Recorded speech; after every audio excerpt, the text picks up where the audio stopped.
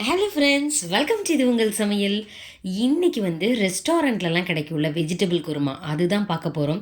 ஹோட்டலில் போய் சாப்பிடும்போது மட்டும் டேஸ்ட்டும் ஃப்ளேவரும் வேறு லெவலில் இருக்குது.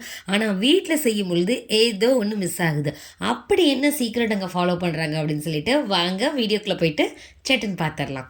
ஃபஸ்ட்டு இதுக்கு கடாய் வச்சுட்டு அதில் தேங்காய் எண்ணெய் இருக்கு இல்லையா, அது சேர்த்துக்கோங்க. தேங்காய் எண்ணெய் ஃப்ளேவரும் டேஸ்ட்டும் சூப்பராக இருக்கும். நம்ம எதுக்கெல்லாம் தேங்காய் அரைச்சி சேர்க்குறோமோ அது எல்லாத்துக்கும் நம்ம தேங்காய் எண்ணெய் யூஸ் பண்ணோம்னா ரொம்பவே நல்லாயிருக்கும். இப்போ தாளிக்கிறதுக்கு 2 பட்டை, 2 கிராம்பு, 2 ஏலக்காய் எடுத்துக்கோங்க. அப்புறம் 1 டீஸ்பூன் அளவு சோம்பு சேர்த்துக்கலாம். சோம்போட ஃப்ளேவர் நல்லா இருக்கணும், அப்போ தான் அந்த கிரேவியை அவ்வளோ ஒரு ஃப்ளேவர்ஃபுல்லாக டேஸ்ட்டும் நல்லாயிருக்கும். அதனால தான். இப்போ பச்சை மிளகாய் ரொம்ப சின்னதாக இருந்தது. காரத்துக்கு பார்த்திங்கன்னா பச்சை மிளகாயோட தாங்க. இதுக்கு நம்ம வரமிளகாயோ இல்லை மிளகாய் தூளோ எதுவுமே சேர்க்கக்கூடாது. பச்சை மிளகாயுடைய ஃப்ளேவர் அப்படியே இறங்கணும். நான் இன்றைக்கி 4 பச்சை மிளகாய் யூஸ் பண்ணியிருக்கிறேன். காரத்துக்கு தகுந்தாப்பில் நீங்கள் யூஸ் பண்ணிக்கோங்க. இப்போ என்ன பண்ணிக்கலாம்னா, பெரிய வெங்காயம் அதை நீளமாக கட் பண்ணிக்கலாம். ஒரே ஒரு வெங்காயத்தை இந்த மாதிரி சேர்த்துக்கோங்க. இன்றைக்கி காயெல்லாம் நிறைய சேர்த்து தான் செய்ய போகிறோம். கிட்ஸுக்கு பிடிச்ச மாதிரி அவ்வளோ ஃப்ளேவர்ஃபுல்லாக டேஸ்ட்டும் அட்டகாசமாக இருக்குங்க.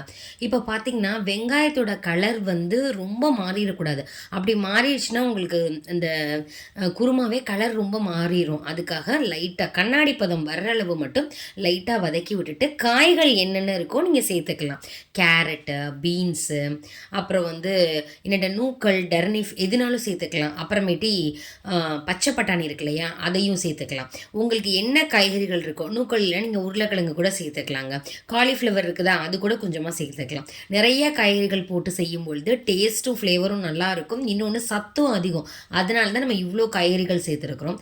இப்போ இதை அப்படியே ஒரு மூடி போட்டு மூடிடலாம். தேவையான அளவு தண்ணி சேர்த்து ஒரு 6 நிமிஷத்துக்கு இதை அப்படியே வேகட்டும். நீங்கள் குக்கர்லலாம் வைக்கக்கூடாது. இப்போது மசாலா அரைச்சிடலாம். இதில் தான் மேட்ரு இருக்குது. இது என்னென்னா, இதை அரைச்சி சேர்க்கறது மூலியமாக தான் உங்களுக்கு நல்ல ஒரு டேஸ்ட்டு கிடைக்கும். தேங்காய் எடுத்துக்கோங்க. நல்லா உங்கள் கையில் ஒரு கைப்பிடி இருக்கிற மாதிரி எடுத்துக்கோங்க. 1 டீஸ்பூன் அளவு சோம்பு சேர்த்துக்கலாம் ஃப்ளேவருக்காக. பொட்டுக்கடலை சேர்த்துக்கொண்டுங்க. நீங்கள் நிலக்கடலை சேர்க்காமல் 1 டீஸ்பூன் அளவு பொட்டுக்கடலை சேர்த்து பாருங்கள். நல்ல திக்னஸும் கிடைக்கும், டேஸ்ட்டும் ரொம்பவே நல்லாயிருக்கும். அப்புறம் 5 முந்திரி சேர்த்துட்டு 1 டீஸ்பூன் அளவு கசகசாவை தண்ணியில் ஊற வச்சுருக்கிறேன். இதையும் சேர்த்துக்கலாம். இது எல்லாமே திக்னஸ் கொடுக்கும், டேஸ்ட்டும் ரொம்பவே நல்லாயிருக்கும். இப்போ எல்லாத்தையும் ஒன்று சேர்த்துட்டு நல்லா வழுவழுன்னு அரைச்சிக்கணுங்க. இப்போ காய் பார்த்திங்கன்னா நல்லாவே வந்துருச்சு. பார்த்தாலே உங்களுக்கு தெரியும், தண்ணி எல்லாமே லைட்டாக இதாக இருக்குது பாருங்களேன். இப்போ என்ன பண்ணிக்கலாம்னா, நம்ம அரைச்சது இதில் சேர்த்துக்கலாம். இன்னமுமே இதில் நம்ம எதுவுமே சேர்க்கல. காரத்துக்கு பச்சை மிளகாய் மட்டும்தான் சேர்த்துருக்குறோம். உப்பு கூட நம்ம சேர்க்கலாம், இனிமேல் தான் சேர்க்க போகிறோம். இப்போ காய் எல்லாமே நல்லாவே வெந்துருச்சு. இது ஒரு 5-6 நிமிஷத்துலேயே நல்லா வெந்துடும். குக்கரில் வைக்காமல் இந்த மாதிரி செய்யுங்க. இப்போ அரைச்ச விழுதையும் நம்ம இது கூடயே சேர்த்துக்கலாம்.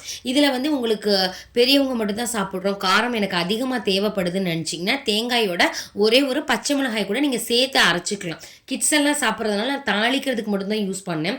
இது சப்பாத்திக்கு நல்லாயிருக்கும், இடியாப்பத்துக்கு அல்டிமேட்டாக இருக்கும், அப்புறம் ஆப்பத்துக்கும் நல்லாயிருக்கும், சூப்பராக இருக்கும். ட்ரை பண்ணி பாருங்கள். இப்போ எல்லாத்தையுமே மிக்ஸ் பண்ணி விட்டாச்சு.